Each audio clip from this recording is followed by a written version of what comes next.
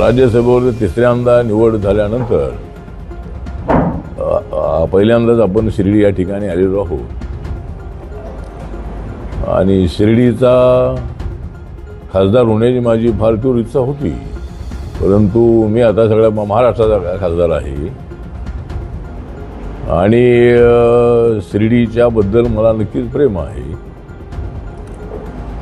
एक तर नरेंद्र मोदीजी, अमित शहाजी, नितीन नबीनजी, राष्ट्रीय अध्यक्ष BJPचे आणि देवेंद्र फडणवीस यांच्या प्रयत्नाने मला तिसऱ्यांदा राज्यसभा मिळालेली आहे. एक तर रिपब्लिकन पक्षाच्या इतिहासामध्ये 3 वेळेला लोकसभेचा खासदार आणि 3 वेळेला राज्यसभेचा खासदार अशी संधी कदाचित मला एकट्यालाच मिळालेली असेल, म्हणजे मिळालेली आहे.